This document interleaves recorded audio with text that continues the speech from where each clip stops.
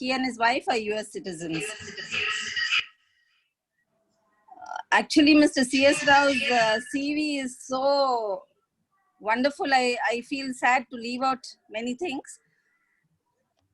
I want to say that he gained in-depth knowledge in the areas of domestic violence, effective parenting techniques, adverse childhood experiences, relationships and communication skills, and has been sharing the resources.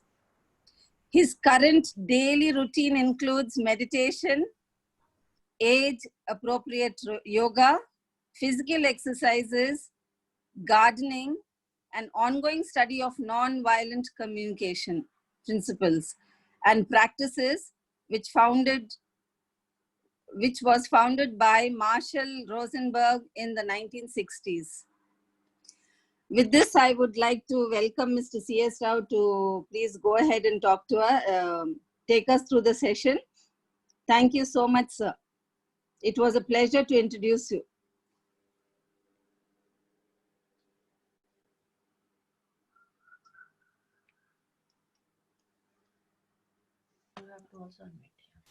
Can everybody hear me, please? Yes, sir. Okay. Yes, sir, it is clear, sir. Thank you. Namaste to everybody. I'm not able to see my picture. Where do I see myself? Screen, I need to scroll down. Probably. Please go to speaker view. Oh, yeah, I got it. I got it. Speaker view, no? Yeah, you are in speaker. Okay. Thank you. Thank you. My daughter is helping me. I am very poor in technology. Okay. When I think of Bhadrachalam, stirs up a lot of happy memories of people for work, about work and everything. It was a wonderful period for me. My introduction is already over. Sharing the counting breaths meditation as it is now has been my long-standing dream. And I felt like I owe a debt to especially Sanjay and Tulsi Garu, who were very silently supporting whatever I was trying to do to propagate this technique. And after I left Bhadrachalam, it has evolved on its own to its current shape, and that's what I'm going to share now. Normally, my seminar takes 1.5 hours to explain the background and give the theoretical part of it, then actually help people practice it. But now we have 40 minutes, even less than that. So I'll just confine myself today to the practical part of it. So what is great and what is special about counting breaths meditation? It is easy to teach even a kindergarten child, and I did it in my granddaughter's school. You do not have to allot any time for its practice, nor even sit down to practice it. There is no fear of breaking the rules given by a sacred teacher or a sacred book. It is a freestyle one. And lastly, no one in your family, even in your family, will know that you are practicing meditation. It can be done so silently, and people may see a change in your face and may see a change in your behavior slightly, all in the positive side, and they may not know why. So I will be following the brochure. I do not know how many of you have got this brochure in hand, because I asked Surya to post it. It is printed on both sides. It is a trifold. I fold it like this, and this is what we are seeing. If you don't have it, it's okay, but I will be following that. If this was posted on WhatsApp, you can print it and keep it with you. So whatever I am showing today will be syncing with this brochure. We'll do this session in 4 steps. First, I will only explain. You will just watch me. Then I will demonstrate briefly. And you will watch again. So third, we'll practice together. whoever wishes to practice. Otherwise, some people can be passive observers also. Finally, you will practice by yourself and I will be watching. Let us start with the basic mode, counting breaths meditation. Air is always entering the nose, going into the lungs and exiting the lungs and out of the nose. This has been going on ever since we were born, and it stops only when we die. So it is a 24/7 process. It is always there. You do not have to search for it, and it is always there. So how do we do that? So we want to focus on the ingoing air and the outgoing air. There are some two simple ways of detecting whether air is going in or going out. So whenever the air is entering the nose, inside the nostrils, you can feel a little cool sensation because there is always some moisture inside the nostrils. When the air is passing over a moist surface, it evaporates. That evaporation creates a slight cooling effect. It's a little tiny one, but perceptible. So when the air is going in, we focus on the cool sensation. And when the air is going out, it picks up moisture and temperature from the lungs and the body. So you may not feel anything. It's sort of neutral or a little warm. People tell different things. So when the air is going out, we count first time 1, sort of longish note. Then air is going in again, and after the exhalation, inhalation starts. Air cools. Air gives a cool feeling inside the nostril, ingoing air. So second time the air is going out, we say 2. That sound is active as long as we are exhaling. Third time we are breathing in, feeling the coolness. When the air is going out, we say 3. Done. So next time the air is going in, we again feel the coolness. But when the air is going out, we do not go to 4. We restart from 1. So in this way, you can keep on doing it. There is no other rule to follow, nothing to worry about. So let me now, I explained, now let me show you. Just watch me. I'll count loud so you can hear me. 1, 2,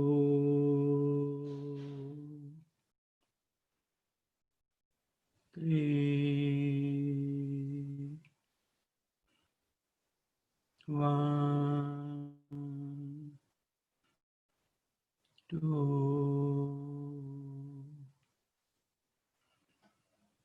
3. Now please join me. Breathe in. And when you breathe out, make a sound along with me and say 1. We will be all sort of chanting together. Breathe in. Sir, you want me to unmute all? Yes, please. Huh? We can hear each other now. You want me to unmute all, okay? Yes, please. I request all to unmute.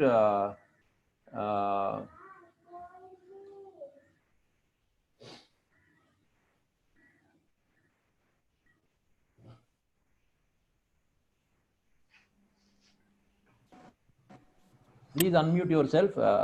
Yes. If someone is still in mute, you wish to join this chanting.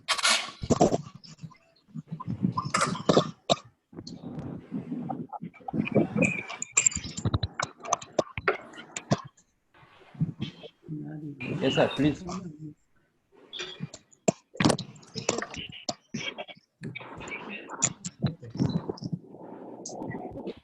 Is everybody unmuted? Yes. Shall I start? Yes, sir. When Surya gives me clearance, Can you please start? There will be some disturbance because we have unmuted everyone. Breathe in. All of us will begin together and breathe out together for a few times. Then you will be on your own without making a sound. But now making a sound. 1,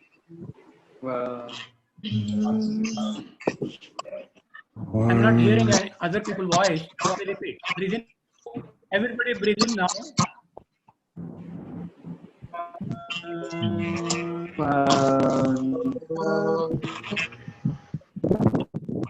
Breathe in.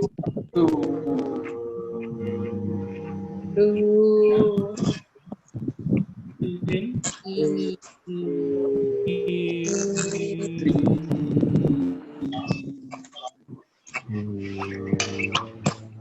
Okay.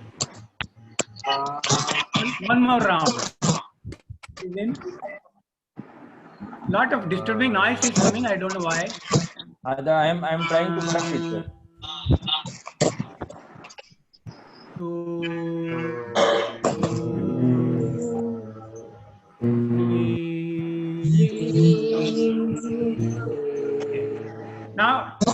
Now we all understand how to do it. Let each of us do in our own way without making a sound. Sir, I need to mute all, sir. The disturbance is not controllable. Everybody, I'm muting we all all. will be doing together. Mute, mute. Lot of disturbances. Yes, sir. I am muting all. Please.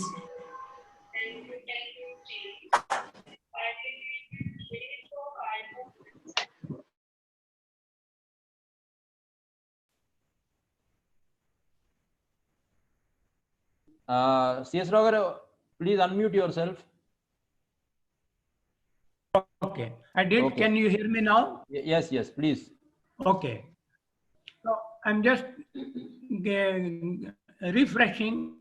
While breathing in, feel the coolness. While breathing out, first time 1, etc. And keep doing it in cycles of 1, 2, 3, 1, 2, 3 like that till I say thank you.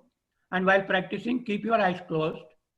When you hear me say thank you, open your eyes, unmute everybody, and we'll let us see how it goes. Start. Close your eyes and start.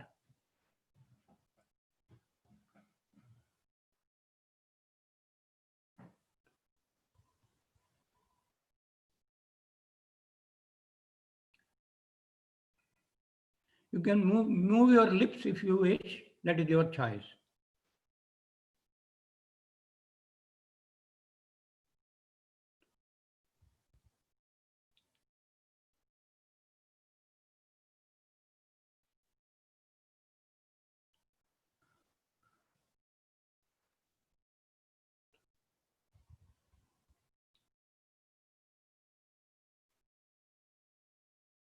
Thank you. Please open your eyes. Let us unmute everybody.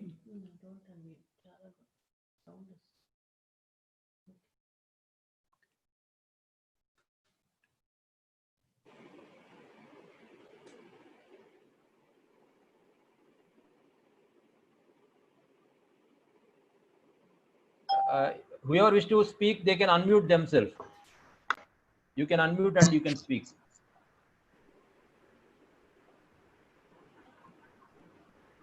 CS himself is muted, yeah.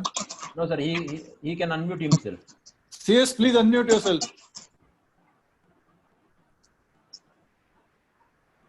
CS, please unmute.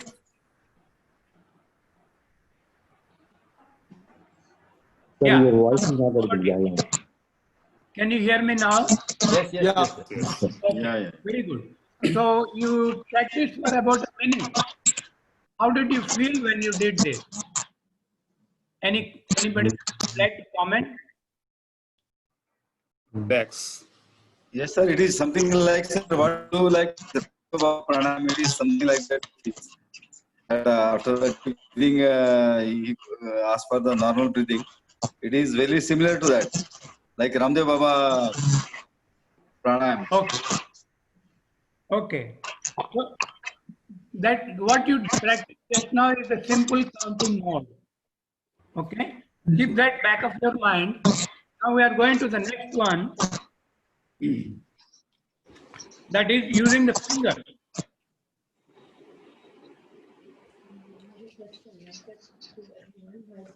Can you do Om Shanti in place of numbers 1?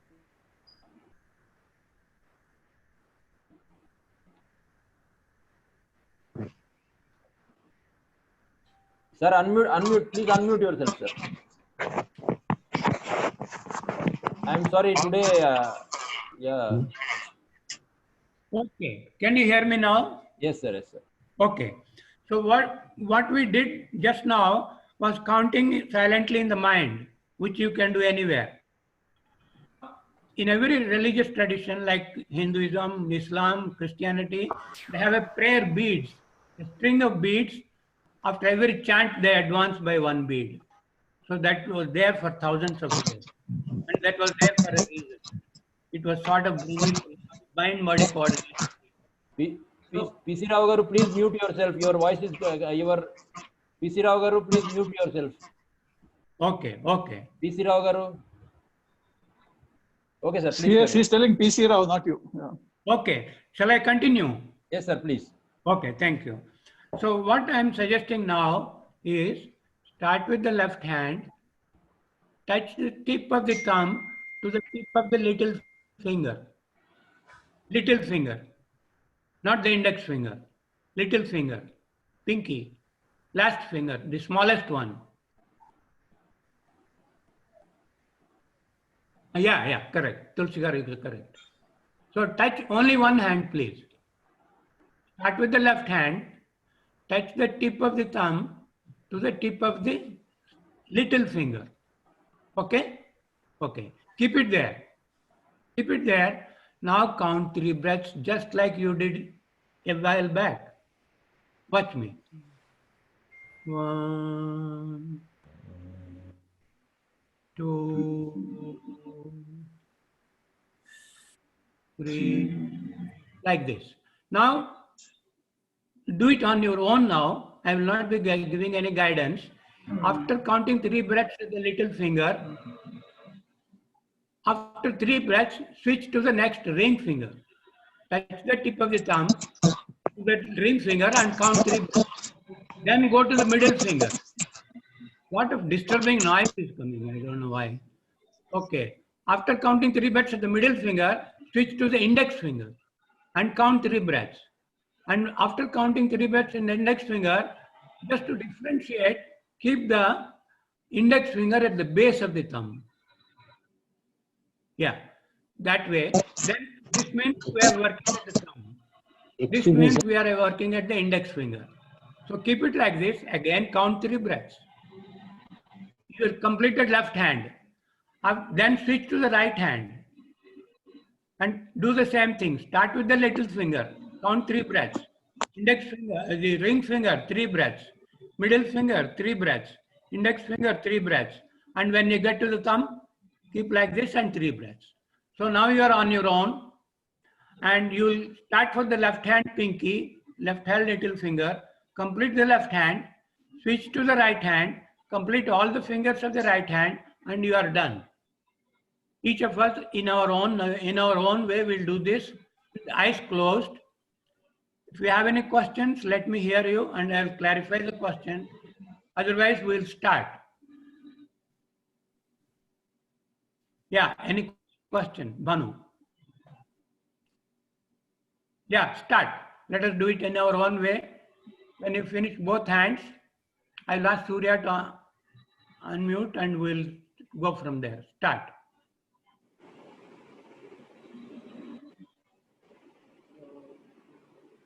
I'll ask Surya to unmute everybody, please.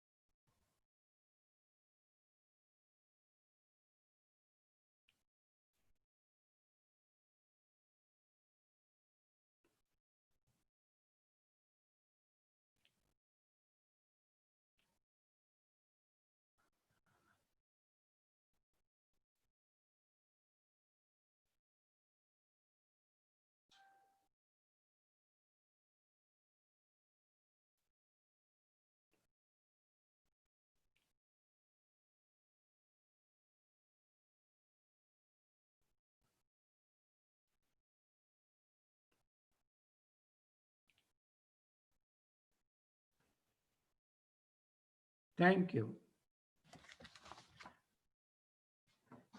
Can everybody hear me? Yes. Please unmute yourself so you can hear me.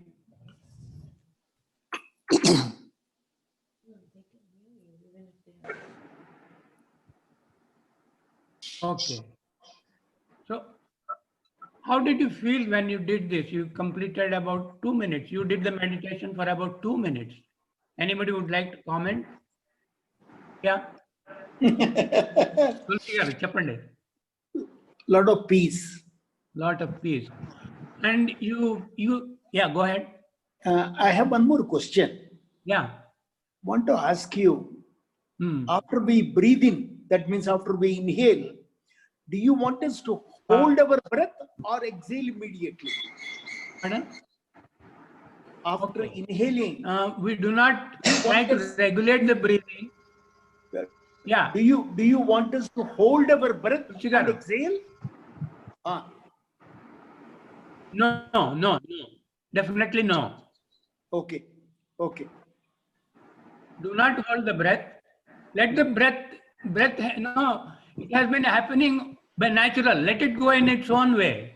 Okay. Okay. So to put it very metaphorically, it is like you are sitting on the beach, watching the waves in the ocean rise and fall. Some waves are big, some are small. We don't care. Okay. We just watch passively. Okay? That's very important. CS, I have a comment. Yeah. I felt as the time passed, I was breathing slower and slower. Let it happen. It doesn't bother you, right? No, it doesn't bother me. No. As I long just as it's felt not that. bothering you, Yeah. any breathing pattern is good. Okay. But to really answer your question, as you keep doing this breathing, your breathing will automatically slow down, Oh. which is healthy. It's happening to you. Okay. Yeah, it happens to many people. Okay? Right. So are we done with this? Any questions on this? Then we'll go forward. The next one is even more powerful. Every finger, let me take the middle finger, it has got 2 cross lines. The finger is divided into 3 parts. You can see clearly. Yeah. Top part, middle part, and the bottom part. What we do in this I call the segment mode. I keep the thumb at the top segment of the little finger and count 3 breaths. Okay? Then move down the same little finger. Don't go to the next finger. Move down the same finger, little finger, middle position. Keep it there and count 3 breaths again. Then move down the same finger down to the last position and count 3 breaths again. Okay? Clear. Now, after the little finger, do the same thing at the ring finger, 3 plus 3 plus 3. 3 breaths, 3 breaths, 3 breaths. At each finger, we are doing 9 breaths. Okay? And the index finger, 3 plus 3 plus 3. When you get to the thumb, in the same fashion, top of the thumb, middle of the thumb, bottom of the thumb. Okay? Shall we start now? Yes. CS, one question, please. CS, one question. Yeah. What is the logic of putting the thumb there, and I mean, what does it do? Okay. So, as I said before, in every religious tradition, they had a set of beads. They were chanting, say, Hare Rama. Hare Rama, Hare Rama, I've been chanting for 20 years. But they have a chant like that, and after one chant, they advance the bead by 1 bead. That means you are bringing the body into the picture. You are engaging the mind so well, it has no place for thoughts. That is the secret. I don't find any other secret. You are bringing the body into action. To coordinating with the mind, the breathing, the mind and the body are getting so well knit together, the outside extraneous thoughts have no place to land in the mind. Even if they land, they don't stick to the mind. So does that nothing? So does that nothing to do with the anatomy of the veins or the? No. Nothing. Okay? Are we clear now? Sir, is there any special posture to do this one, or any posture we can do it? Any posture. Yes. We'll Any come to point. that after that. Just now we are only learning the technique, okay? Okay, okay. So, because Sir, it one will doubt, take sir. long time, we don't have that much time. Complete only one hand. Okay. Left hand only. Okay? Sir, one doubt, sir. Yeah, go ahead. Sir Shivnarayan, one doubt. Sir, when we Yeah, are counting, sometimes there is a chance that the breath comes out of the mouth also. So should we keep the counting minimal so that the exhalation is only through nose? Or is it okay if some exhalation through mouth also happens? First of all, you raised a good question. It is your people can take their own decision. If you are counting silently but moving the lips and some air is exhaling through the mouth, no problem. Don't split hairs. Okay? Go with the flow. Don't worry about this. It's not a thing. It cannot do any harm to anybody. Right. Thank you, sir. Okay. Thank you. Now let us start with the left hand, little finger. Every finger you will be breathing 9 breaths. Start. Let everybody be muted, please. No disturbing sounds.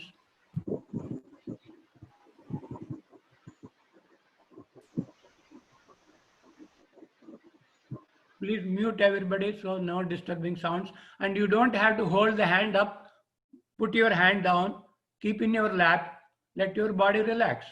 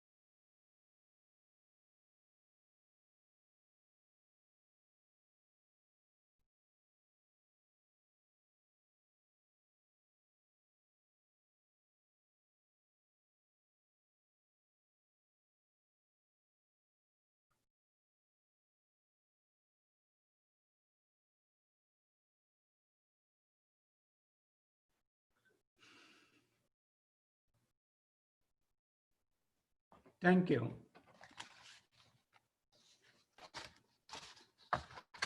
Thank you.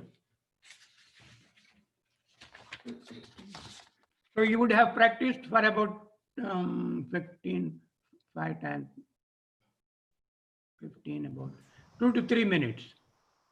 How did you feel when you did this? Hello. Yeah. I felt like going to bed. I was really feeling sleepy. And this is only 10 o'clock in the morning for you, sir. Yes, How sir. could you feel sleepy at 10 o'clock in the morning? That means you didn't have a good sleep in the night, probably. Yes, you are right. So this is medicine for sleep. Thank you. 100% guaranteed. From tomorrow morning, you will wake up fresh, not sleepy. Because it is Saturday night, Prakash. Yeah, no, but normally I wake up around 4:15. So Okay. I woke up that way. Mhm. And definitely I went to bed very late, around Hey, 12:30. Saturday is our day, boss. Okay. Yeah, for me, every day is Saturday and Sunday. Okay. So let me go to the next step. Okay. So all of us apparently like the practice. Now the $1 million question is, when do we do it? That's where all problems start. We don't have time. We have got all a set of activities already lined up. We are habituated to our routine. So where do we do this thing? So that is where many regular meditations fail. People attend even a Vipassana like 10-day program. I have met 5 people, 4 people in Bhadrachalam, one person here. They attended a very rigorous 10-day program, but after that they didn't practice at home at all of them. So what is use of learning something which you cannot practice every day? So I found a shortcut for this backdoor method of meditation. That is, every night you are lying in bed and you would like to sleep at some point. You turn off the light and you say, you decide, I have to sleep now. Okay. At that time, what happens to many of people, so many thoughts are buzzing in the mind, they don't let you sleep. That is when you start the segment mode, which you did last time. 3 breaths, 3 plus 3 plus 3 at each finger. Keep doing it non-stop, and I guarantee everybody will have a good sleep from tonight. You have any problems? Your money refund, okay? Keep the mobile phones away. Yeah. So, okay. So I tell everybody, start this meditation every night when you want to go to sleep, which you get the chance every single day. And at that time, it helps you sleep. So you're sort of sold on the technique. It is helping you sleep every day, wake up fresh as a consequence. So you bought into the idea of the practice is so simple. You have done it right now. And because it is helping you sleep, it sold itself to you easily. It becomes a part of your sleep routine. That is a wonderful thing because on late down CS, one question, CS. Yeah, go ahead. There are some people who hit the back to the bed and they go to sleep. So they will do this only for half a minute or 1 minute. Doesn't matter. I've got a solution for that. Okay, okay. I've got a solution for that. All problems are solved in this. You'll see. I know. There are good number of people like you said. Yeah. So some people have difficulty falling asleep. So this helps you go to sleep. Okay. Number 1. Step 1. Step 2. People like me wake up at least 1 to 2 times in the night to go to the bathroom. Okay. So when you wake up and when you get back to bed, some people have a very difficult time. My eye specialist had that problem. So I taught him this technique. So every time he lets me, he treats me like a friend. So when you wake up from sleep and you want to get back to sleep, practice the same segment mode, get back to sleep. So you are able to go to sleep, you are able to get back to sleep, your sleep problems are 100% solved. Step 2. Step 3, that is, when you wake up in the morning, you are not fully asleep, not fully awake, semi-sleep, semi-awake. But you are still lying in the bed, maybe under the cover. Immediately, as soon as you wake up, start the breathing. And you can use the tip mode. Complete one hand, left hand, right hand, back to left hand, back to right hand, about 4 hands you complete. Then you are starting the day with a sort of fresh mind and body. You are giving an initial push to the whole process. You are starting the day with a different frame of mind before you leave the bed itself. So that is the sleep related bedtime routine practice. All 3 times you are lying in the bed, you are not sitting. What can be easier than that? Body is lying. Yeah. Any question? Okay. So we have related every day while getting into sleep and coming out of sleep, we are doing this meditation. It has entered our 24/7 cycle silently and became a part of our daily cycle. This will be the biggest blessing to everybody, anybody. Okay. That is about the bedtime routine. After you leave the bed, during the day, you get so many opportunities to sleep. Practice this technique. But in the morning, yeah, one important thing.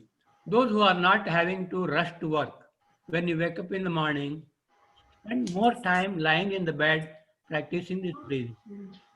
Believe me, the longer you do it, your whole mind, body will be so rejuvenated during the day. Your day will be different.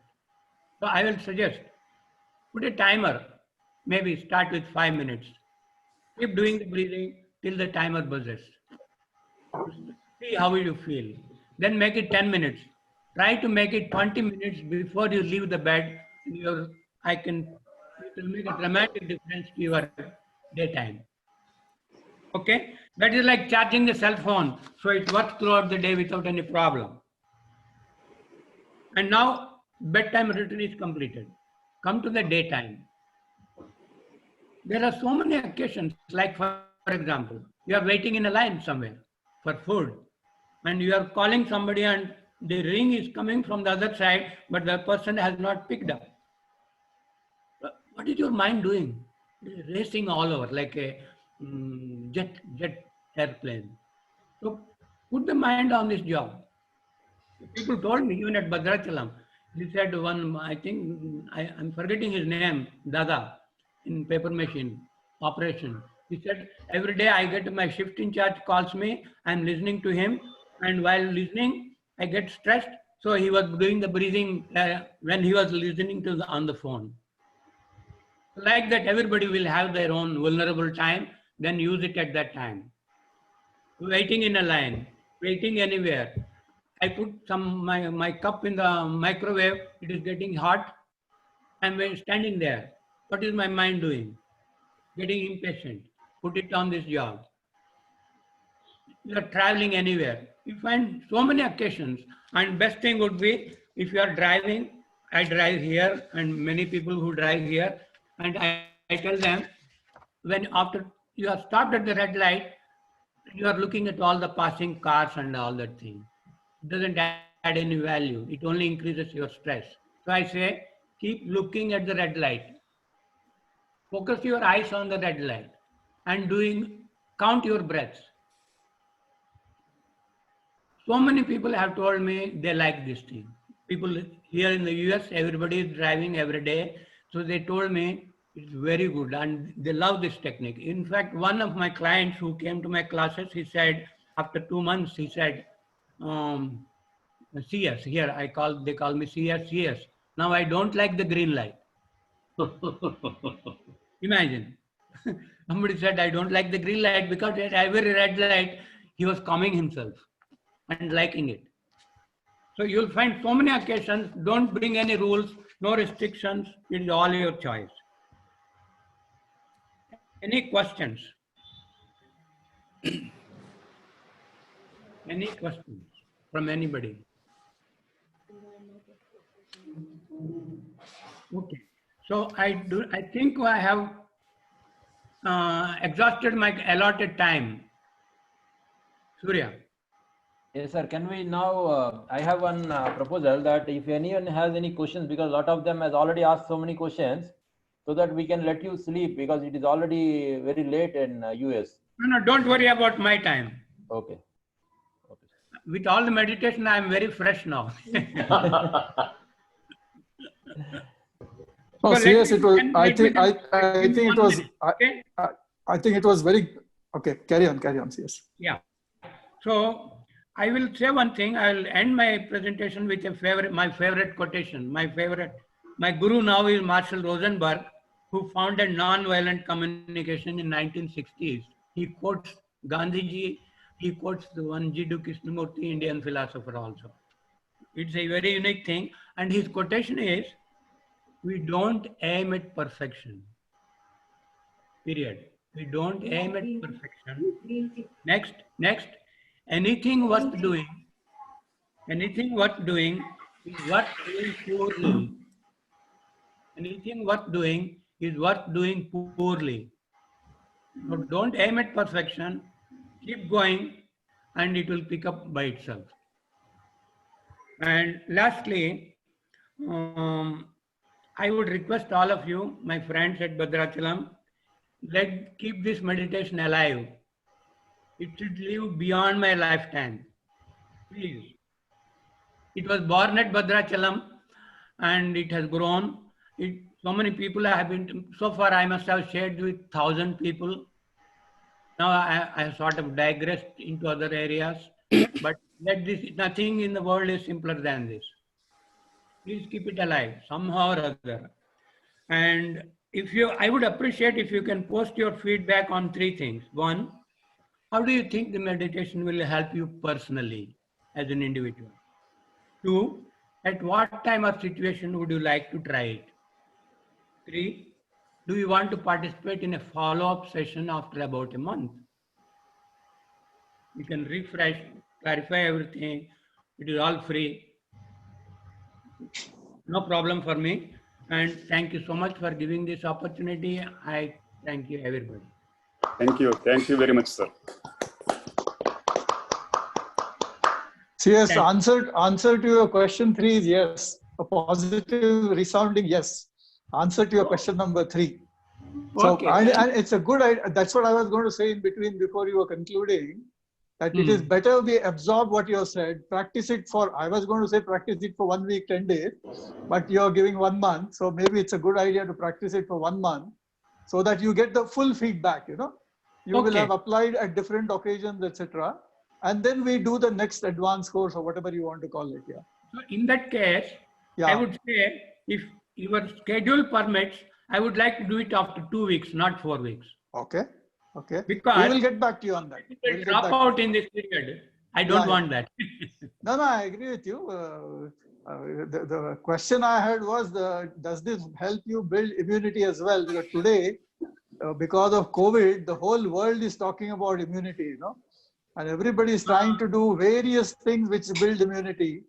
It's a good breathing technique, according to me, should also improve immunity. Okay. To answer your question, this is guaranteed to reduce stress. Which 100%. indirectly affects immunity. Absolutely. I think so. I think Yeah, so. yeah. I think so. Okay. Very good. Excellent, sir. Thank you very much. Thank you. Thank you.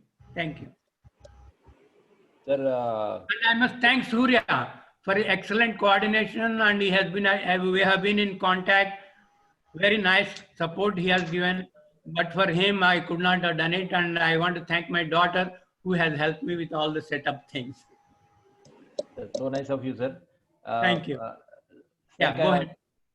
Can I ask Madam Christina to introduce the second speaker? Surya, I would like to say that there is a very poor audio. Can you please check up what is possible? The audio is very poor. Sir, audio is very clear to us. Very clear. Very clear to us. Yeah, it's clear. It's clear. Yeah, it is very clear, very clear. It could be a local issue at your place, sir. Okay, let's carry on. Yes, sir. Madam Christina, are you there?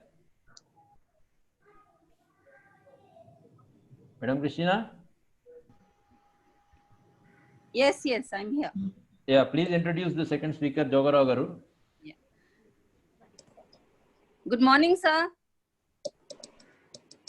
Mr. Jogarao, good morning. So nice to have you. So nice to have you with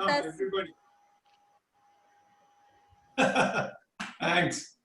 Same here. As most of you know, Mr. Jogarao, I'll just do a little bit of introduction. Why does your video go off when you speak here? So my video? I'm on phone, so I don't. My laptop is troubling. Okay. That's not an answer to my question, but anyway, carry on. No, I have to read from my phone, so I can't do both together. And I don't have earphones. Okay. Please carry on, madam. Yeah. Ms. Jogara joined BPL in 1982 April at Secunderabad in materials as assistant manager. Moved to Bhadrachalam in December 1983. Worked as materials in charge till September 1987. Moved back to Secunderabad in 1989 and was posted to ITC Global Holdings Limited, based at Dubai. Returned to PSPD in May 1999. Retired in October 2015 as divisional head commercial. Such a wonderful trajectory for Mr. Jogara with BPL. I think that's enough, Christina. Yes, and most of all, sir, I want to tell everybody that your enthusiasm, your zest for life, you are such a wonderful inspiration to all of us in every aspect, whether it is humility, whether it is generosity, whether it is your demeanor, your love for everybody. It's wonderful to have acquaintance with you, sir, and it's a blessing for all of us. Thank you so much, and thanks for giving us this talk today, sir. Oh, thanks, Krishna. Over Thank to you, sir. Shall we start? Yes. Yes, sir. Please, please. Good morning, Silver. Good morning. Good morning, Bhadrachalam Silver. Diamonds, golds, platinum, everybody aim high, like Mr. C.S. Rao said, you reach somewhere. So that's why I'm calling you all platinum, diamonds, and golds. Okay? So I've been asked to talk on something. I have quite a few topics on travel, tourism, world holidays. People said lighter topic will be of interest to people. But then I said, no, I'll talk something about paper industry because we all belong to the industry and we are going through a crisis right now. And I, with my little contacts across the globe, keep some information up my sleeve. So I thought I'll share all that with you guys. And also particularly with small and medium mills, which totally dependent on recycled fiber. As you all know, 50% of our India's paper and paperboard production is coming through small and medium mills, mainly using recycled fiber. And you also know that the major sources for recycled fiber in the world is USA, not even North America, USA particularly, Canada is very little, and Europe. Within Europe, it is France, Italy, Germany, and UK. So these four in Europe and one large country, USA, Northern America, cater to most of the requirements of recycled fiber across the globe. Now, there are 2-3 major issues that have happened in the recent 3-4 months, and that is going to impact Indian paper industry substantially, particularly the small and medium mills, those who depend on imported base paper. The reason being, the coronavirus has impacted everybody in every walk of life, be it shipping, be it collection. I'm talking about only paper industry. I'm not talking about general health and other issues because that's waste of time. Everyone knows about it. The shipping, the collection, the quality issues, the price issues, the freight costs, everything. I've been talking to a few of my friends in Europe and US, and they gave me some details which are quite alarming. China suddenly has become an enemy for everybody across the globe, including the paper industry, operating out of Europe, US, Asia, elsewhere, and people are now talking anti-China. With this, and of course the coronavirus has impacted the production in China, and Chinese exports to various countries have substantially come down for the corona reason and also for the anti-China sentiment. As a result, what happened is, I'm talking about first shipping and the freight, then I'll talk about rest of the aspects slowly. I'll go step by step. As a result, what happened is, as you all know, China used to be the largest exporter of cargo across the globe to various countries. So a lot of shipping companies used to depend on China for shipping the cargo into China, at high freight rates, at low freight rates, and in turn export Chinese cargo to various parts of the world at high freight rates. There were instances where ships have gone with empty haulage to China to pick up a cargo because they were covering the to and fro freight rates from Chinese cargo. So today the situation is such, because of coronavirus and also because of anti-China sentiment, the ships going into China have substantially come down. As a result, what happened is, of course, the coronavirus itself has impacted the shipping fraternity, the cargo crew, the shipping crew, the labor related to various aspects of shipping and cargo have all been affected. They have been under lockdown, quarantine, and shipping companies are suffering heavily. Just to give you an impact of this, in the last 2 months, the shipping freight costs have gone up by more than 50% across the globe. And if you ask for a container or a few containers for smaller destinations like China, India, or any other Asian countries, you don't get, because you can't move a vessel with 2,000 tons or 2,000 containers or 10,000 containers capacity with few containers to India. It won't work economical. So the problem is supply chain has been disrupted very badly, and most of our supplier people who are importing waste paper are facing problems of getting the cargo, one.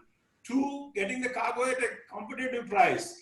So the impact of corona as well as anti-China is really going to have a substantial impact on the availability of cargo in time at a competitive price for the Indian paper industry. I'm not talking about rest of Asia because India is our centric point. So Indian paper mills have to be on their caution as coronavirus is going to spread further.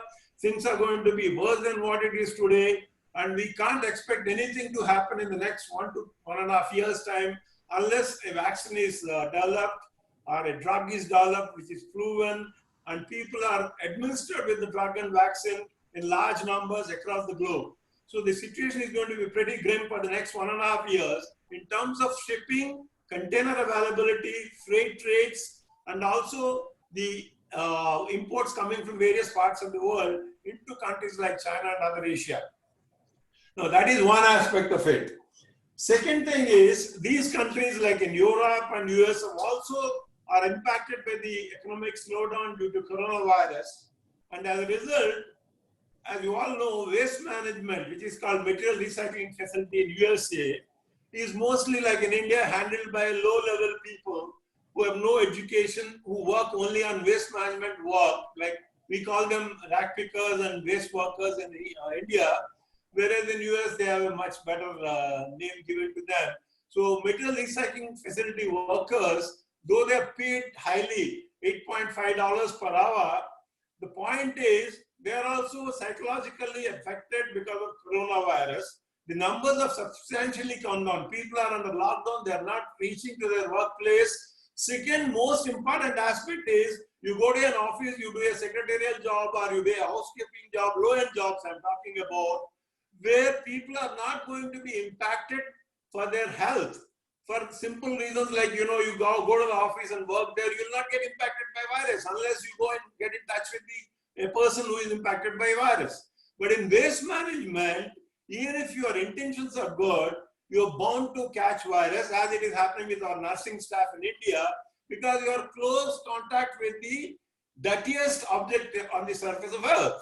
You handle biodegradable waste, you handle organic waste, you handle recyclable waste, which is stinking, which is dirty, and people with all the safety gear, they go and attend to this material, they're bound to fall sick. So there's a fear factor of falling sick dealing with waste management. So therefore, the number of people available for collection, handling, shipping, baling, etc. has substantially come down. So that has already impacted the quantum availability. Second thing is that is also going to impact the quality. People who used to put their heart and soul into sorting and getting best material out of the garbage and supply to the paper mills as raw material, today are not all that keen to put their hands and dirty themselves and fall sick and die maybe. So as a result, the quality is going to go down substantially. And third most important thing is the costs have substantially gone up. If you look at a cargo which is coming from either Europe or USA, it can be split into pre and post shipment costs. pre-shipment costs, which are like collection, handling, baling, sorting, etc., because of coronavirus and shortage of labor, the costs have substantially gone up. As I told you, shipping costs have gone up by more than 50%. So what we're going to foresee in the near, say, 12 months to 18 months period is a substantial hike in waste paper prices. So pricing of waste paper is going to go up, quality is going to go down, supplies will be impacted because of non-availability of containers and ships. Therefore, industry is up for a big problem. So I'm cautioning, though I've been told to talk about on lighter subjects, I thought this is the most important subject for the paper industry people, because most of us CEOs are in some mill or other, and some are retired and working as consultants. Paper industry related topic, that too of such importance, should be today's talk. So that is one reason. Second thing is, coming to Indian scene, as I mentioned earlier, more than 50% of Indian paper boards is produced out of recycled fiber. Almost about 585 to 600 paper mills across the country are using recycled fiber as raw material. Coming to the quantum of waste paper we import from overseas, it's almost like 4.5 to 5 million tons per annum. As against what we collect is about 7.5 to 8 million tons within the country. As a result, the dependence on overseas supplies, if it is going to be impacted for the reasons which I already mentioned earlier, Indian paper industry has to look for survival tactics or strategies to actually overcome the current problem. And also, if they work on these strategies, they'll be able to survive better even in future. One, it reduces the dependence on the imported recycled fiber, and also it makes the Indian paper industry self-sufficient with the domestic availability. Coming to that subject, I have started this initiative called Wealth Out of Waste in 2007 when I was at ITC PSPD, and subsequently up to 2015 I managed it and reached a decent level. And in 2013 it was rechristened as Well-Being Out of Waste, because everybody thought ITC is making money out of even garbage. So we all thought, senior management, that will rechristen it as a Well-Being Out of Waste, so that it becomes more of a CSR initiative rather than a selfish initiative of getting raw material to Kova unit. So that was the reason why it has become Well-Being Out of Waste in 2013. And today I'm very happy the initiative is doing across the globe, across the country very well. And it's in the one of the top points of CSR report given by chairman during AGM every year. Now, coming to the WOW initiative, we have done fairly well. We have set the technique on the ground. We have advised people as to how it can work, what are the nuances involved, at what level which people have to be trained, how the source segregation has to happen, how we can do a wet and dry waste separation, and within the dry waste, what are all the various recyclables involved, plastic, metal, paper, glass, wood, etc. Within the recyclables, more than 60% is paper content, as you all know. So paper industry, if it is collecting out of 20 million tons of paper what we produce and consume every year, we are collecting only about 8 million tons. Good 12 million tons is going into the garbage unknowingly. In our system, we are very conservative people in India. We don't throw away anything valuable. We consider ourselves very, very, spendthrift, and we don't throw away good value. But knowingly, we are keeping newspapers, cartons, pre-consumer waste like converters waste, etc. safely, and it is reaching the paper mills for recycling. But unknowingly, whatever FMCG products we buy, the toothpaste, the shaving cream, the various electronics, whatever you buy, most of the packing stuff ends up in garbage because we don't foresee value, one reason. Second reason is that when you are in the excitement of opening the parcel and see what is inside, the value of the carton is actually forgotten and it ends up in garbage bins. So the good 12 million tons which is ending up in garbage bins has to be recovered. If we do that successfully, even if we do 80%, 70% of that, our dependence on imported waste paper comes down substantially. And Indian small and medium paper mills, even large paper mills like Bhadrachalam used to use a lot of waste paper, but Kova unit substantially uses a lot of waste paper. So such large mills also will be self-sufficient and will be able to use most of the domestic collection at an economic cost. Now, coming to the way we handle this whole subject is, I've had a detailed presentation on this several times. I don't want to put a lot of time on that because most of the people in the forum will be knowing. But if somebody like, who have not heard about WOW or who have not, initiated this at their level, I can do a separate presentation on well-being out of waste separately with nuances, starting from scratch, 0 to 100. Every point is taken care. I'll explain. That is a good 1-hour presentation. But today I won't do that. Assuming that the well-being out of waste initiative will generate enough recyclable waste, out of which paper is 60%. I'll give you a simple example. For a daily 4-member family, we generate good 1/4 kilo of waste, recyclable waste. The average thumb rule is 2 kilos of waste is generated in a household. Even if we consider about, say, 15-20% of that is recyclable, we'll be able to recover about 250 to 300 grams of recyclable waste from daily garbage. What we keep aside, newspapers, cartons, etc., is not involved in this. I'm talking about what normally we throw in the garbage bins. You keep aside, that itself will be generating about 1/4 kilo to 300 grams of waste every day.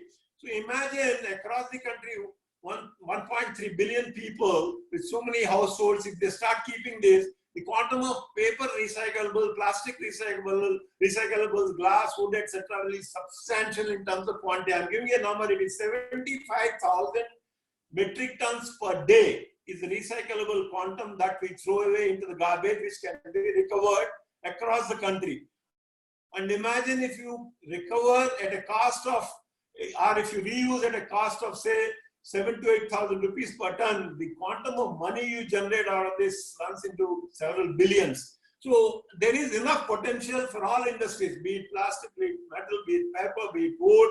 So within this, paper is the largest component. Therefore, paper industry's requirement is also being high.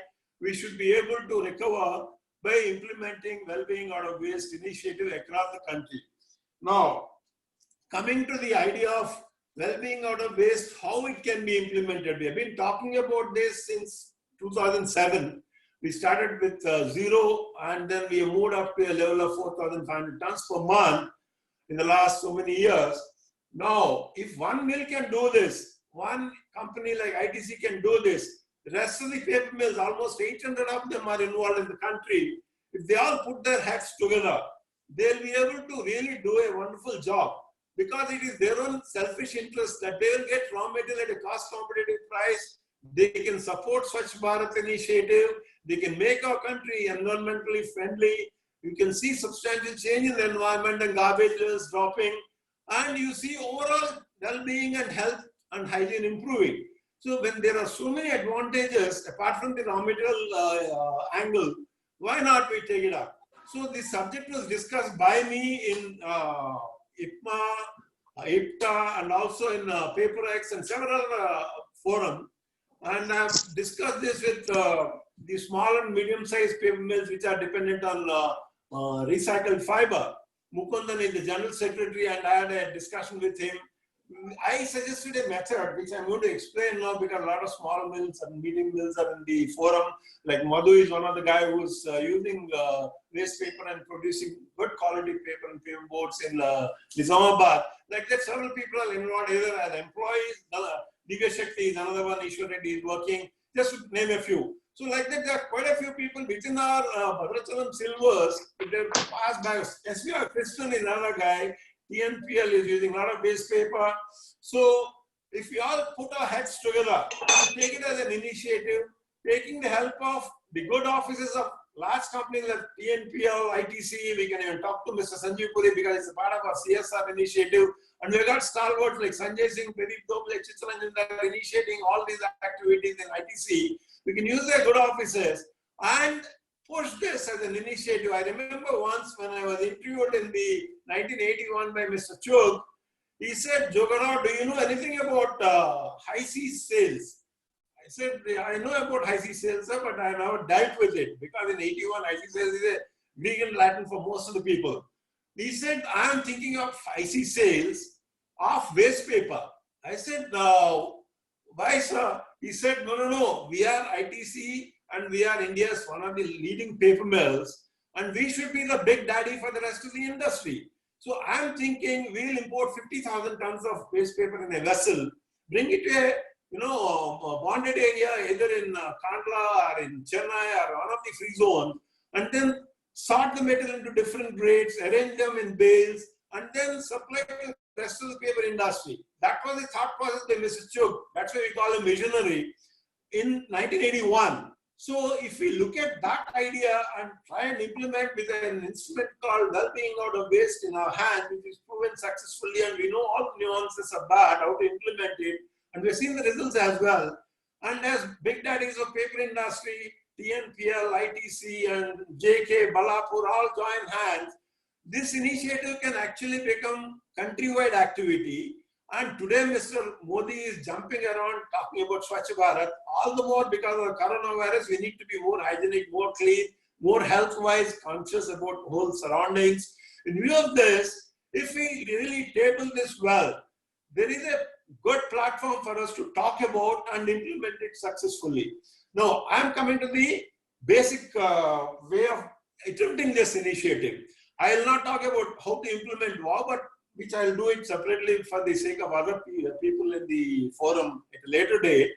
But my idea is, if we divide the 800 paper mills within the country into 5 zones, north, east, west, and central, and each zone will have at least 200, 300 paper mills, 200 to 250 to 300 paper mills, small and big and medium.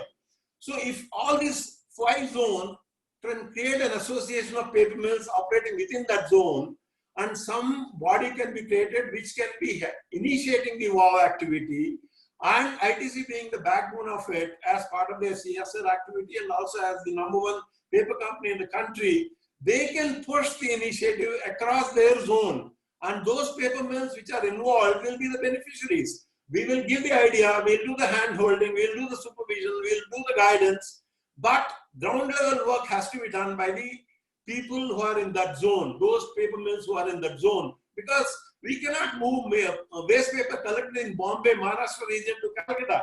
So it's better to have it in the same zone, western zone, for all the paper mills which are collecting the waste paper and other recyclables within the west zone. Similarly, in the rest of the zones. If we do this 5-zone initiative, and in each zone we create a body of paper mills, big, small, and medium, and make them responsible and initiate this activity and implement it in a way we have done it in ITC PSPD and now as a CSR activity of ITC, which I have been very fond of, and I am very passionate about this initiative.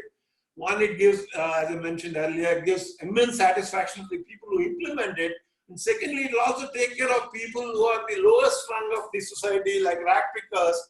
Their livelihoods improve and their general health and hygiene improve. And the biggest advantage is that the rag pickers, they do this because they have no other alternative, they are not educated. At least with this livelihood improvement and the kind of money we give for collecting the recyclables and what we pay about 4 or 5 rupees a kg, their children need not have to become rag pickers. They'll become much better people in the society, well educated, better in health and family affairs and things like that. So we are generally improving the well-being of the society by implementing this initiative. Therefore, it gives immense satisfaction apart from taking care of the raw material requirement.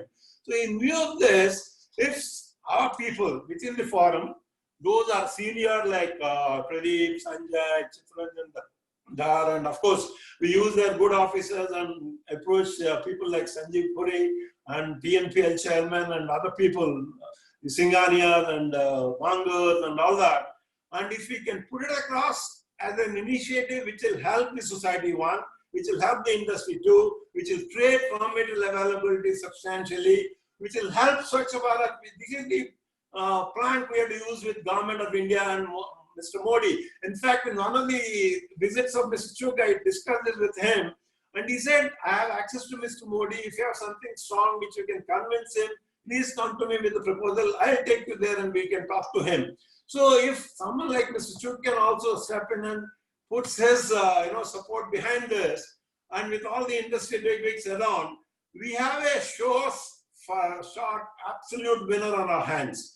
We have issues which can be tackled on environment front. We have issues which can be tackled on the raw material availability front. We have issues on account of forex going out, on account of waste paper coming from overseas. We can attend to that. We reduce our dependence on US and Europe. The reason being, I want to tell you, this is a very important point. See, like unlike in India, the population in India and China is growing every year. Whereas if you reach Europe and USA and even in Canada, it has plateaued. So waste paper or recyclable or garbage generation is directly linked to the population. If your population reaches a plateau and your quantum of waste generated is already at a peak level, the quantum of waste generated by people there is at a level where it cannot go beyond that. Okay, with more digitization, actually it may come down. So if your key sources of waste paper from overseas is Europe and USA, where the quantum of waste paper is already limited, and our demand is growing because of the increased population and the growth of industry itself, which is growing around 8% per annum, where is that material going to come from USA and Europe? So it is for us right time to get into a situation like this, push government, push ourselves, push the industry, and initiate this as a countrywide activity where we take this initiative driven by paper industry for the benefit of everyone else in the country, including plastic recyclers, metal recyclers, glass recyclers, everyone else, because the quantum of paper is the highest in recyclable. So we drive the initiative.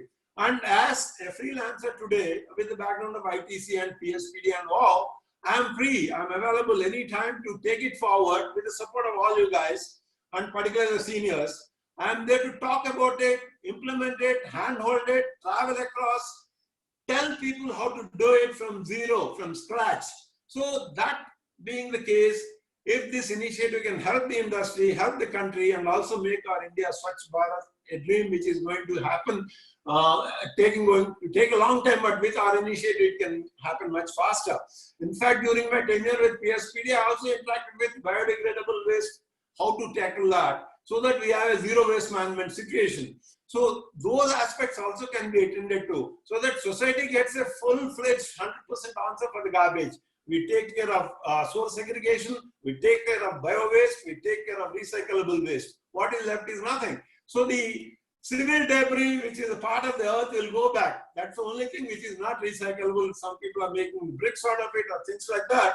But rest of it is all recyclable, all biodegradable, can be used for manure manufacturing, can be used for methane and power production, can be used for recycling in various industries. So if we take it up, most of us, and I know many of us rather, are out of our jobs, we have a lot of time on our hands, we have ideas, we have the energy, we are not retired yet physically.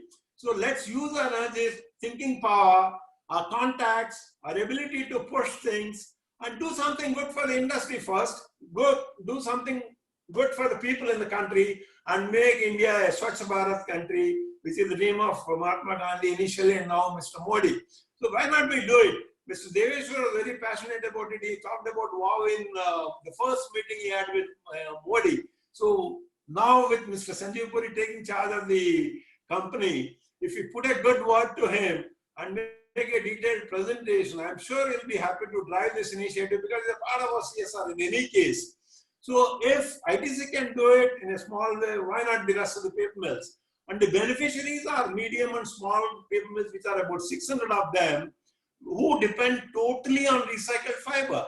Today they're on hand to mouth, and with calamities like coronavirus suddenly landing up, you may even have to shut down your paper mills for want of raw material. So we can safeguard ourselves, we can be self-sufficient, we can be cost competitive, we can be clean and hygienic in our society, take care of the people's health, create innumerable employment for the rack pickers and waste collectors, and also make India Swachh Bharat. So this is what I'm thinking. I thought I'll put it across to all of you guys. If there is some, meaning in what I said, if you feel the idea is good, I'm prepared to work 24/7 on this subject, and all of you can support me. We can take it forward, and there are people with a lot of experience in this group, so they can actually pull strings at different levels, and we can do it. So this is what I wanted to present today. I don't want to go into statistics, so I thought I'll put the message across first, and when I go to the nitty-gritties, I have all the numbers to talk about. We'll do that separately. Is that okay? Sir, thanks for the most inspiring speech. Now I open the forum for question and answers. Pradeep sir, before going that, I request Pradeep sir to make his comment.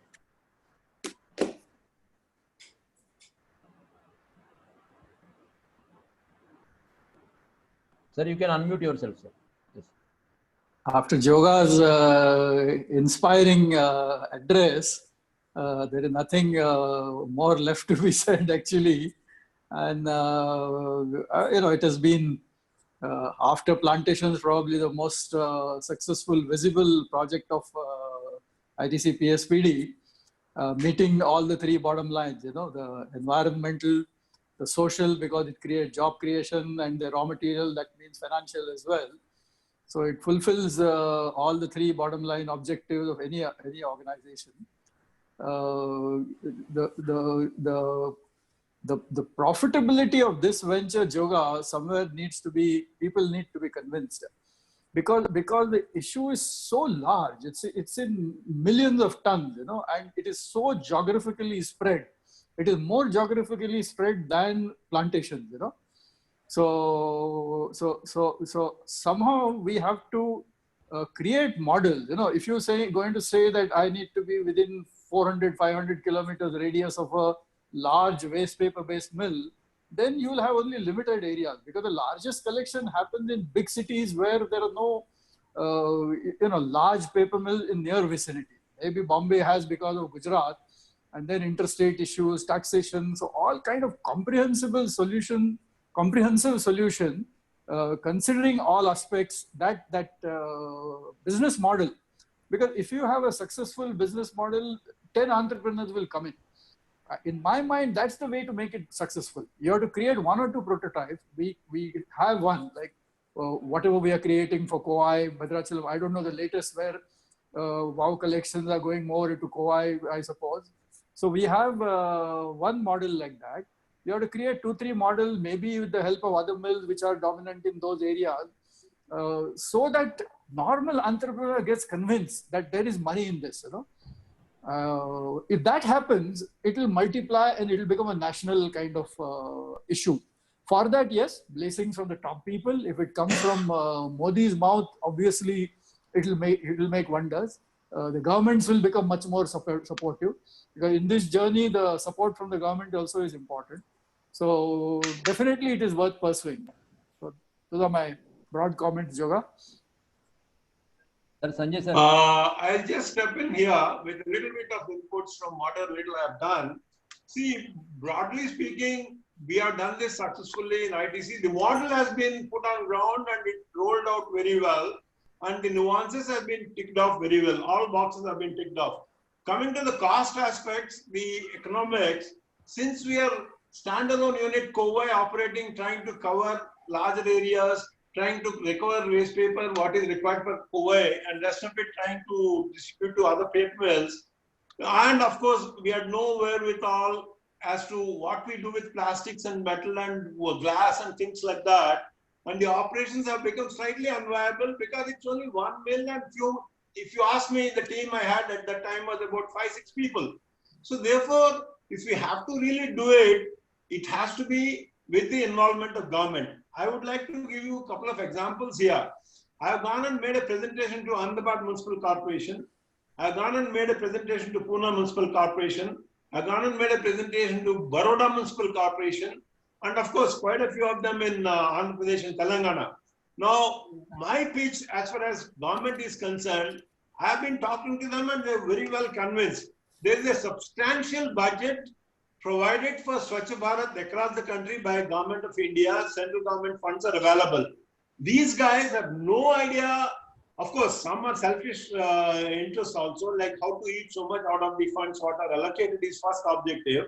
But rest of it, even if they have to show some results, because Venkaiah Naidu used to be the municipal administration minister those days, he used to make a visit and fire these buggers. What the hell you guys have done? I have given you so many crores. Now the point is, these guys have no wherewithal. Even today, after leaving ITC after 5 years, 6 years, I'm still getting calls from municipalities and corporations come advise us how do we take it forward. Because for them, Swachh Bharat has to be implemented because they are answerable to central government. For them, the money has to be spent. They have to show the budget has been spent at the end of the financial year. But those guys are unable to do it. They are squandering it away, doing some silly things, buying some dump trucks, and they become junket in no time. So things like that are happening. So when I spoke to these large municipal corporations, they said we are ready to sign an MOU if we are a good, respectable body. In that, my suggestion was, you have so many funds. As far as we are concerned, publicity, door-to-door campaigning, mouth-to-mouth, advice to the people, and communicating on this, the advantages, etc., the cost related to bags distribution, everything has to be done by government from their budget. We'll handhold you, we'll train your people. You engage all your workers, we'll give them training. I done that in Bangalore. We used to give training sessions to all the municipal workers. Now, if government is convinced, that's why I said, see, if we have to do it as a paper industry, we cannot really sustain it, as you rightly said, because small and medium will say, what is in it for me? And how much I'm going to save but on a base paper. If it is driven by government with their funds, and we being the nodal agent, like the paper industry in each zone becomes the body which we are going to create, becomes the nodal agency for that zone. And okay, people like me, I train more of us, and they'll all become, okay, we'll identify 5 people for each zone, for example, 5 Zogarhouse. And those guys will be hand-holding the nodal team as well as the government agencies there. And we work through the municipal corporation, and we spend the Swachh Bharat funds for the initiation of this activity. That's where we have to bring in Mr. Chugh and Mr. Modi into the picture. They have to push it down from the top. Pune has been done like that. We went and met that Javadekar, and I told him, sir, this is the idea. He liked it. Then he said, come on, let's do it in Pune first. Of course, it's a different story after that. Our, little platform we created separated out because one guy has gone to Dubai and one guy settled in UK and I'm only left in India. So as a result, if there is an initiative which is convincing to the government, where we can show the numbers, what we have done in PSPD, I'm sure there will be an interest from government side. Because today, if you ask me, the municipality authorities used to take from us, boss, kitna recyclable aap collect kiya hai in this month, how much garbage you have handled. So I have to report to my commissioner. Unless you give me the data, I have nothing to show them. So that is the state of affairs with the government. So if we do the groundwork, we train them, we help them and use their money, their muscle power, their contact with the government of India, things will happen. Then the paper mills will be the buyers for the waste paper. So they get the advantage of low cost raw material through the effort put in by the mills, nodal agency, as well as the government of India's initiative, Swachh Bharat. So that's how we should look at it, as a comprehensive activity involving paper mills as well as government of India and the general public. I've done that, and I've got MOU copies with the municipal authorities of Pune, Ahmedabad, Baroda and various other municipalities. Sanjay sir, any comments? So if we take it as a serious activity with all our might behind us, with big companies, TNPL, ITC, JK, etc., we can push this. I have a feeling that, if we have approached you as a forum, if we approach Modi, I'm sure we get an interview. We can use good offices of Mr. Chugh. He is gung-ho about it. He says, Jogarao, do it. I want this to be much better than your plantations, he said once.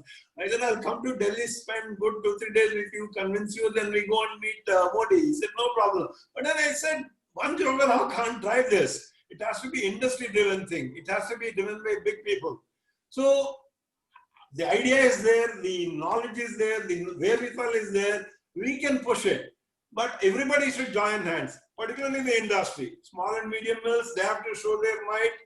We can guide them. They become the zonal nodal agency members, and they drive it within the zone. How many mills are there? What is the waste paper requirement? What grades are required? How we can sort them? Put smaller baling plants in different locations. All sorts of things can be done.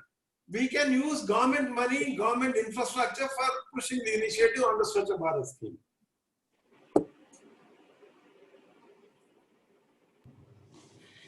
Yeah, okay. Just wanted to add on to what Pradeep and Joga said. We have been working on it for the last so many years. We feel some form of legislation will have to come to help this movement. Government support is required, but beyond government support, legislation is also required.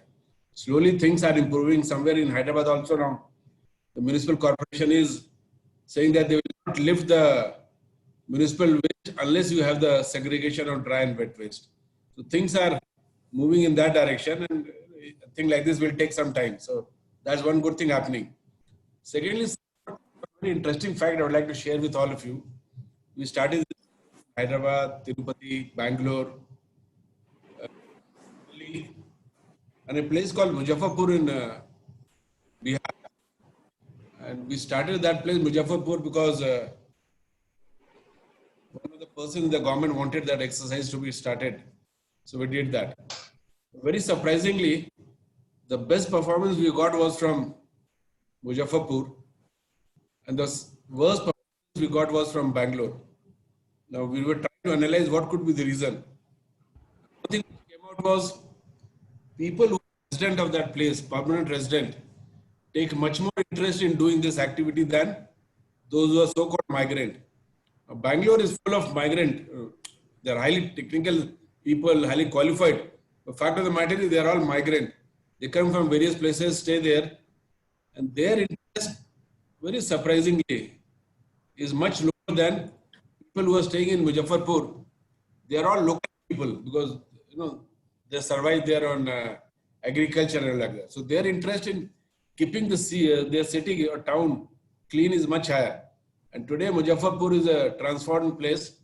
80 to 90% of the houses are doing segregation. Total wet and dry. The wet is getting converted into fertilizer, we use in the fields. The dry waste is getting collected.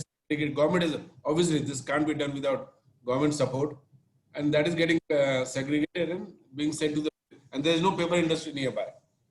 So that Bihar government is very happy with us, and now they want to take it to Patna. Patna is a huge, not sure whether. I thought I'll share this with you. This perspective of Bangalore, though we started much earlier, was becoming much more difficult to handle in Bangalore than any other thing. It will definitely help along in this direction. That's all I have to share. Thank you, sir. Hello, I have one question. Yes, sir. Mr. Pathak, sir, please carry on. Mr. Pathak? Yeah, Prakash. He got muted. I don't know. You have to unmute yourself, sir. Prakash, you have to unmute yourself. Can you hear me now? Yes. Yeah. We can hear you. Yeah. My question is, why not we have with each metro a big collection center, and then there itself you have a small pulp mill. From that loose paper, you make a pulp, compress it, and why it cannot be transported to the paper mills? So maybe that will work cheaper.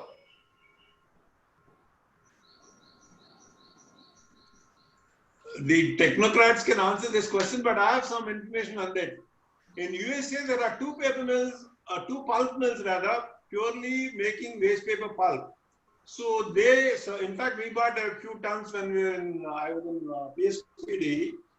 The point is the quantum of waste paper you generate in a particular area and the quality of it and the kind of pulp you get out of that. These are all things which you need to keep in mind.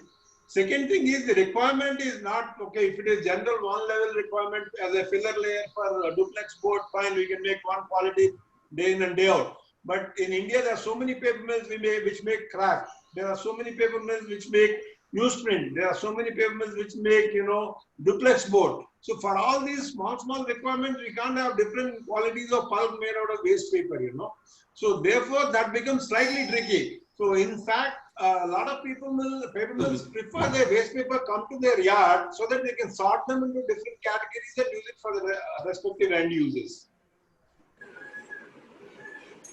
Prakash, that is the ultimate goal we all are thinking about. When it will happen, we don't know. Long way to go. Sir Krishnan, sir, you have any thoughts to share on both the sessions? Yeah, just to start with what Prakash was asking a question. Why don't we have a pulp plant and give pulp feed? But the kind of waste paper quality, the kind of contaminants what you have today, you are going to end up by putting a sorting and then convert a baling plant and then a charging plant and conveyor system, everything. Then you are going to have a pulper. Then directly from the pulper, you are not going to ship pulp sheets. You are going to put a screening and cleaning plant. And you are talking about running a small secondary fiber paper mill there. And with the current pollution control and with the current pollution control board norms, that the converting of these type of MSME type of things will not be in a position to meet the pollution control norms.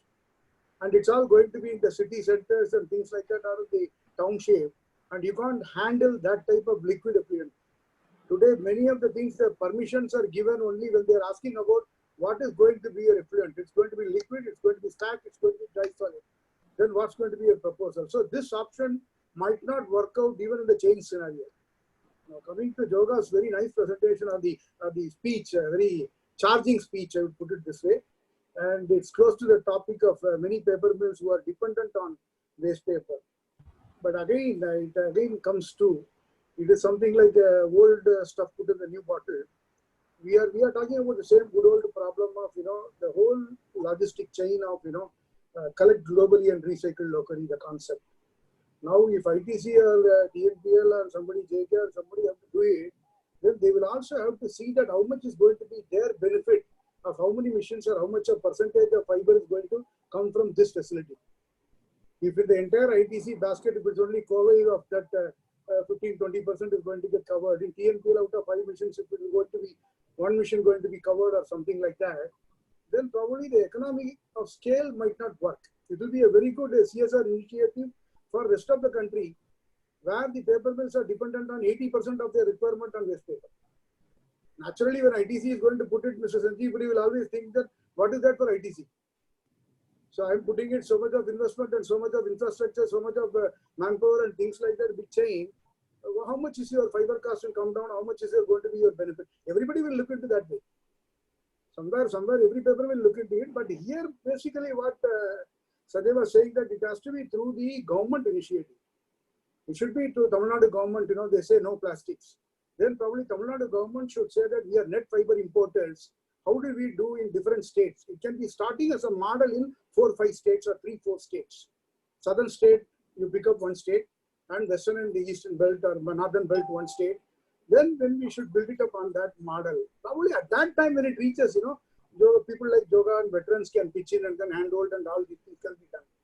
But as a paper mill, as a company taking this as an initiative, doing it for 800 large paper and board mills, it will be a talking point rather than a pushing exercise practically. But this is the need of the hour. But one thing which is getting proved now, Joga, whatever at that point we said it's not going to be feasible. In the new normal or in the change scenario, many things are revisited. Many things are going to be made possible. So probably when you are driven to the wall, all these solutions will emerge. Probably we will have to look at it in a different perspective rather than just taking only some few bullet points or something like that. You have given the overall perspective, and we are seeing that 192 of US dollar per ton, it has gone to 285 or $300 today. And everybody was enjoying being pulp, which is at 30,000 and less. Today it's going to be at 38,000 or 39,000. Then how these mills are going to make, that for the top layer of the board or for the writing and printing of 40% or 50% of the pulp, which is almost 1.6 times the cost of the bagasse pulp or hardwood pulp. It's going to be a big hot pressing scenario it's a challenge for the entire paper industry. It's not for 1 or 2 companies or 3 or 4 companies, but definitely many things are going to be possible. Let's see how do you work it out. Thanks, Joga. Thanks for the inputs. Thank you. No, the point is that government has to be driving this. We should be the people supporting the initiative as the beneficiaries. Money has to come from government pockets. Their budgets are huge. Swachh Bharat, they are not spending anything. That money has to be driven into the system. When I discussed with Pune Municipal Commissioner, I told him the same thing with numbers. I said, how much it will cost, he asked. I said, this is the cost. If we earn from our side, if your cost is say 8 rupees total per kg, we are chipping in with 4 rupees, which we are going to pay you per kg of metal, what you are going to give me, 4 or 5 rupees. So you are recovering almost 60% of your cost. Rest is the 3 rupees for the bags, propagation, etc. All that has to be done by you. And your government officers in municipal corporations and all should be trained and they should work on this initiative with our support, so that it becomes a government initiative helping the paper industry and rest of the environment and other industries. Okay, Joga, straight question to you. Suppose we take this initiative, okay, and then we take it forward after the COVID lockdown is lifted for the southern paper mills from the Tamil Nadu government. How active you are going to be? Okay. Would you have any restriction to participate? How would arrange for the meetings and we'll take it forward?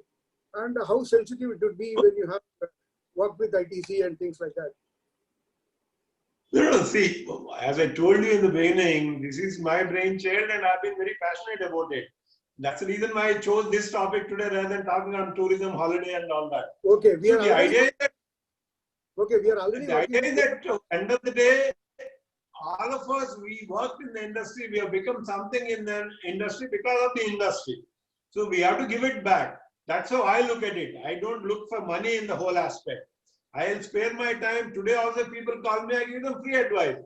So therefore, I'm there available. But then we have to multiply, like in the, Robo Rajnikant, we'll have thousands of Jogaras to really deliver this across the country. So that training aspect, hand-holding, guidance, meeting people, travel, all that I can do, no problem. Okay, so you are free for that. Yeah. Okay. Because you're it gives me pleasure. Not that I'm doing it. Started something with Paperman, you are aware of.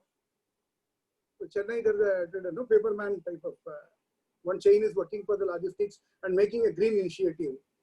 So with that we are doing, but it is in a very, very minuscule thing. And he has a lot of. In fact, when I was handling this in PSPD, Gopal and your earlier CMD was there. No, he called me once. He and your joint managing director, Villangiri. Yeah. They wanted me to make a presentation to their team, your top team. So you are still in PSPD that time. So I made a detailed presentation. We also discussed on the way forward with Pradeep's, clearance. That TNPL, we can do it and with some restrictions. We are also competing in the same zone with COI. So he said, be careful, but then help them out. So that way, I think industry has no issues. If there is an initiative which will help everybody in the industry, why not? That's why I said, in the current context, change scenario, many things what we have put it in the back burner, we are trying to revisit and then lift it. Probably it would make sense for the fiber resource. As Pradeep was rightly pointing it out, after the plantation, probably the biggest initiative what ITC where we can be all proud of, because we're all initiated, till last 3 years back at the system, we used to be so proud, that we have, people said that it's not possible. We have collected from building to building, you, Shankar, Manjula, and people, when you started in the initial stages, you're really and you have brought it to this extent. So all these things are probably going to be seen by many of the bigger paper mill. I will not use the word ABC grade. Whosoever is 80% on the waste paper dependent, probably they are going to look at all these things. And we have a very big potential in the South Indian side, South built paper mill, where even for writing and printing, they put 60 to 70% on the recycled white waste. So probably do some working. Then probably at any point of time, if some presentation and government level taking it up and then sitting forward with the chief secretary or principal secretary, I would like to take you at the second. We'll take it forward here. As you rightly said, we're not only for TNPL or something, for a good cause of the paper industry, that we would do it. Today we are like this because of the industry. So we would like to offer something back to it. Absolutely. Right. No, even in South, you have very good positive minded people. You ask Sheshishai, Gopal Ratnam and all, they will all support all this talk. But they won't drive it, Joga. Somebody has to drive it, And Joga can drive in terms of knowledge input and things like that. There has to be, Joga will be the chairman. There has to be a managing director of this. Let me put it that way.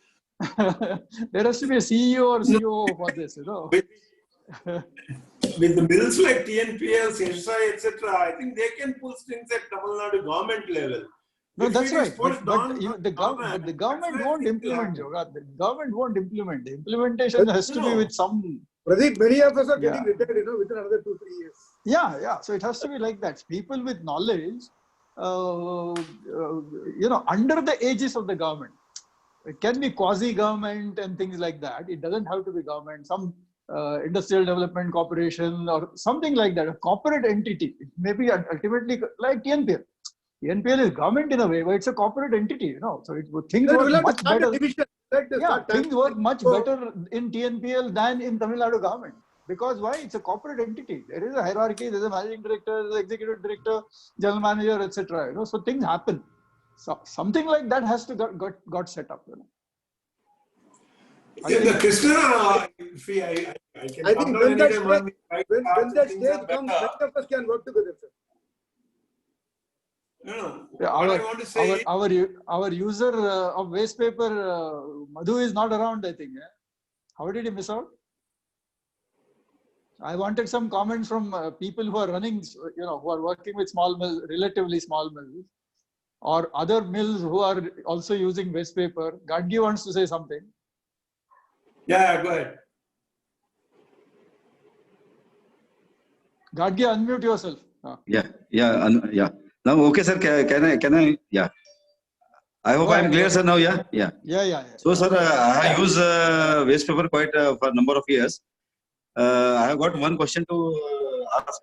Is okay? We have discussed a lot about our Indian waste paper, but again, there is a very big, tough competition technologically from the imported sources of waste paper, where the fiber characteristic itself is very strong in the nature, and we get much more benefit as compared to our Indian waste paper.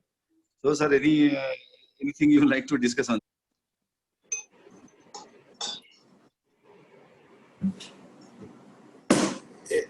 Anybody would like to answer? Or should I answer to some extent? I can answer. Yeah, Joga, go ahead. See, if you look at craft paper, for example, Yeah, India Indian is KCC are imported. Yeah. India is largest importer of OCC and double-sided OCC and NDLKC by some mills like ITC, etc. As you rightly said, the quality of fiber is good in craft, coming from particularly USA.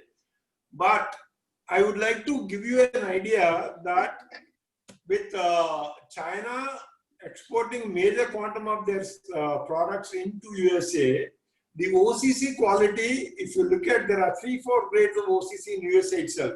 When I used to, import or trade in those waste paper post PSPD, the mills used to insist on a particular variety of OCC grade, number 1 grade kind of a thing, because that is originated out of USA. But if you use Chinese OCC cotton coming via USA, the quality is still same like India. B grade, C grade kind of a thing. The fiber quality, shorter fiber, and no strength, etc. The NDLKC, on the other hand, is pre-consumer, generated out of USA. The quality is much better, therefore the price is also higher. So what we have to do is, within India, when we were in ITC also, we used to use partly some imported waste paper, partly domestic waste paper for filler layer requirements, and blend it in a way that you don't depend totally on imported waste paper. So it's like, putting masala in biryani. So the major portion could be domestic, and you put some quantum of 20-15% imported for getting that strength. Yeah. And also now looking at the handling part of the waste paper. Yeah, handling part of Indian waste paper. Already, sir, we are doing a lot of baling, etc., for to handle these waste paper. But I think still it is not so efficient for Indian scenario, that we still get a lot of loose packing, and really we lose a lot on the bulk handling rather than the compressed bale material. I think a lot of things can be done technologically on this before we go for actual pulping stations at various places. Yeah, please, Joe. See, yeah. If you go, I'm just giving an example. You go to a company in Chennai called ML Pujara and Sons. That guy put up a world-class waste paper processing facility. He's using the same technology what we discussed. I am actually involved in discussing with him and hand-holding him to some extent. He has imported balers from overseas, from Europe, and today his bale weight is close to 600 to 700 kgs, as against 150 kgs, 125 kgs manually baled or semi-hydraulic baling, what we do in other waste paper plants. Really good density. Yeah. So if we talk of this kind of large-scale operations, zonal operations, we can actually involve the paper mills within that zone, invest some quantum of money so that we have world-class facility there. And see the amount of loading you do with a hydraulically pressed base with 600 kg and 150, 125 kg base, you save on the logistics itself. Therefore, it is not that you are investing for the sake of nothing. The mills will gain in the longer run on logistics and handling costs. So we can do that as a model. There are at least 4. There's one plant in Pune also like that. So if we go and visit them, we have all the wherewithal, where the equipment comes, how it can be installed, how it can operate, etc. So the Indian, for example, we wanted to in PSPD, we wanted to do one yard in Hyderabad, in Secunderabad area near Suchitra Junction. We took a large warehouse through the NGO. We wanted to put up a hydraulic baling and all that. Subsequently, it didn't work out. But the point is, if you do that, you save on your handling as well as your logistics cost. It can be possible. Okay, thank you. Surna.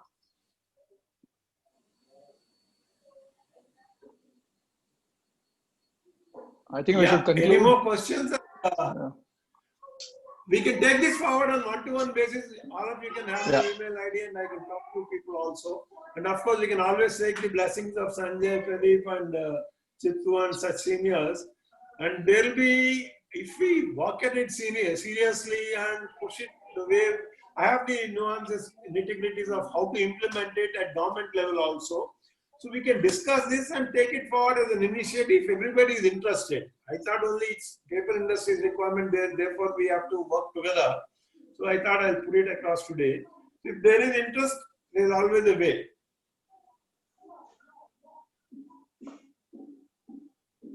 Surya?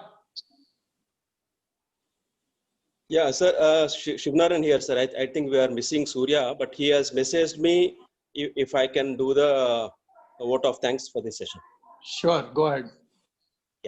Yeah, once again, glad to see everybody and listen to the various inputs.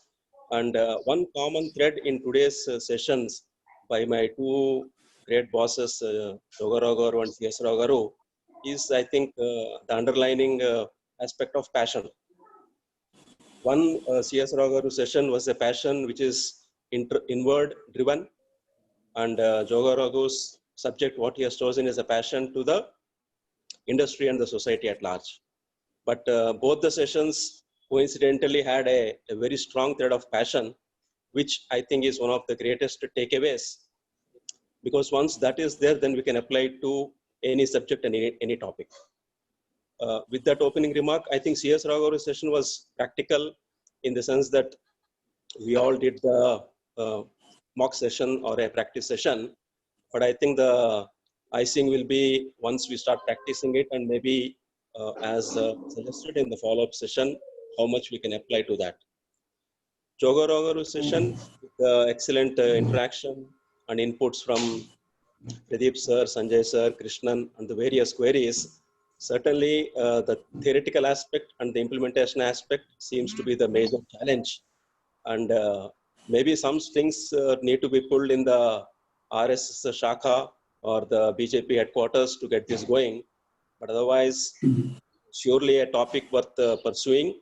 And once again, the passion with which Mr. Jogara Rao emphasized it and volunteered to take it forward is always great. And I think these are the two great sessions, and lucky that I was given the opportunity to do this vote of thanks, as they are the great bosses that I reported to. And the passion still continues, whether it is 10, 15 or 20 years since their retirement. Once again, thank you, Surya, for the nice session, and thank you all for the participation. If Surya is online, back to him, please.